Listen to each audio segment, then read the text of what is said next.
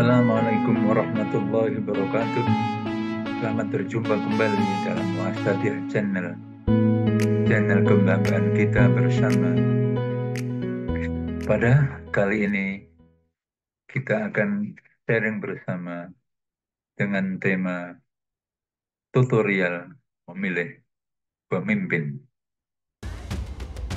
Menurut laporan internasional IQ Test 2022, rata-rata skor kecerdasan manusia Indonesia adalah 94. Responden asal Indonesia berada pada urutan 88 dari 125 negara yang mengerjakan tes di situs tersebut. Tercatat, ada 170.000 responden yang berasal dari Indonesia. Kalau data tersebut tidak dipercaya, World Population Review punya data serupa.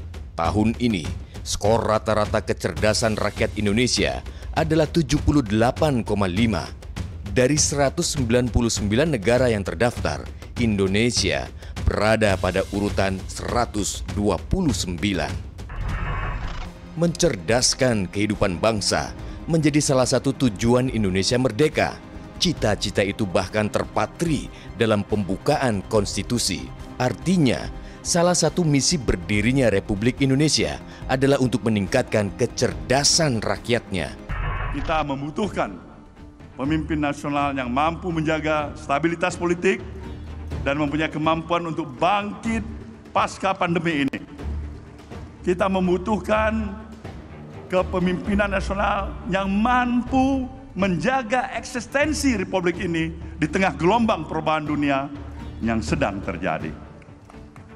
Rendahnya kecerdasan mempengaruhi kemampuan berpikir kritis, yaitu kemampuan membuat penilaian secara rasional, logis, dan sistematis berdasarkan perhitungan yang matang. Seorang filsuf bernama Robert Ennis menyatakan, berpikir kritis merupakan penalaran mengenai keyakinan dan tindakan yang masuk akal. Sedangkan pakar perilaku bernama Michael Scriven menyebut bahwa berpikir kritis merupakan proses disiplin intelektual untuk membuat konsep, menerapkan, menganalisa, dan mengevaluasi informasi. Kemampuan berpikir kritis membantu memahami hubungan logis antara ide, argumen, atau kesalahan dalam penalaran untuk membuat keputusan dengan tepat. Kemampuan berpikir kritis mencegah kita terbawa arus. Di tahun politik saat berbagai narasi menyesaki ruang publik, kemampuan berpikir kritis dapat membantu rakyat untuk meneropong kualitas, kapabilitas, dan integritas para kandidat menembus tirai gimmick politik. Sebagai landasan utama, kita akan melihat bagaimana Rasulullah SAW memberikan panduan kepada kita, pada umatnya untuk memilih pemimpin. Yang pertama adalah Rasul memberikan petunjuk tentang pemilihan pemimpin dalam hal sholat. Yang selanjutnya dari kepemimpinan sholat ini, kita bisa mengambil pelajaran bagaimana filosofi untuk memilih pemimpin di luar sholat, pemimpin dalam masyarakat, dalam bernegara dan berbangsa.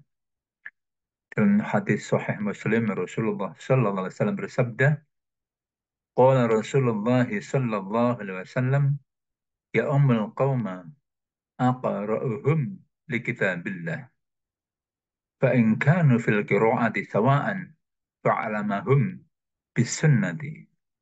فإن كانوا في السنة سواء فأقدمهم هجرة فإن كانوا في الهجرة سواء فأقدمهم سلما. Artinya, Rasulullah Shallallahu Alaihi Wasallam bersabda, yang mengimami suatu kaum hendaklah yang paling baik bacaan kitab Al-Qur'annya. Jika di antara mereka itu sama, maka hendaklah yang paling tahu tentang sunnah atau fikih. Dan apabila di antara mereka sama pengetahuan dalam sunnah atau fikih, hendaklah yang paling dahulu berhijrah. Dan apabila di antara mereka sama dalam hijrah, hendaklah yang paling dahulu dalam meluk Islam. Nah, pemirsa yang berbahagia, yang penting kita garis bawahi bahwa saat Rasulullah Shallallahu Alaihi Wasallam menyampaikan syarat menjadi imam adalah yang paling fasih, paling baik bacaannya, maka otomatis berlaku ceteris paribus bahwa di dalamnya melekat mereka yang menguasai sunnah, fikih, tata cara sholat itu sendiri. Kenapa demikian? Karena pada masa Rasulullah SAW, para sahabat-sahabat yang memiliki hafalan Al-Quran, yang fasih bacaannya adalah mereka-mereka yang juga pasti menguasai, memahami sunnah. Beda dengan era saat ini, zaman sekarang, bahwa belum tentu seorang yang menghafal Al-Quran itu memahami, menguasai fikih dan sunnah. Tergantung mereka memulai atau mereka belajarinya. Oleh karena itu, kalau ditarik dalam konteks kekinian, yang tak kelihatan bagi pemimpin adalah syarat, yaitu visi. Maka selain melihat, membandingkan sikap-sikap baik dan buruk seorang calon pemimpin, terutama dan paling utama adalah harus memastikan mereka itu memiliki visi. Ada sebuah hadis yang sangat penting kita simak, yaitu pesan Rasul pada Abi Dzar. Ya Abu Dzar, innaka dha'ifun wa innaha amanatu wa innaha yawmal qiyamati hizjun wa nadamatun illa man akhadhaha bihaqqiha wa adda alladhi alaihi fiha. Hai Abi Dzar, kamu ini lemah, padahal jabatan itu amanah yang menuntut dirimu kuat. Pada hari kiamat ia adalah kehinaan dan penyesalan, kecuali bagi siapa yang mengambilnya dengan benar dan melaksanakan tugas dengan baik. Yang kemudian oleh Imam Al-Ghazali dirumuskan 4 kriteria utama seorang pemimpin, yaitu 1. Najdat, memiliki cukup kekuatan dan berwibawa. 2. Kifayah, mampu menyelesaikan segala persoalan. 3. Warok, sikap hidup yang baik. Dan 4. Ilmu, memiliki ilmu pengetahuan. Nah, pemirsa yang berbahagia, jelaslah seorang pemimpin dipilih bukan sekedar sikap baik buruk menyantuni sesama, bukan sekedar dia baik ibadahnya, bukan sekedar baik sholatnya, bukan sekedar dia pintar, seorang profesor, seorang ilmuwan, seorang filsuf, atau seorang guru ustadz. Tidak cukup itu hanya satu kriteria, tapi kriteria lain yang tidak bisa dipisahkan yang paling mendasar adalah kemampuan visi, kepemilikan visi. Kata visi ini oleh Imam Ghazali terangkum dalam kriteria najdat, kifayah, dan ilmu.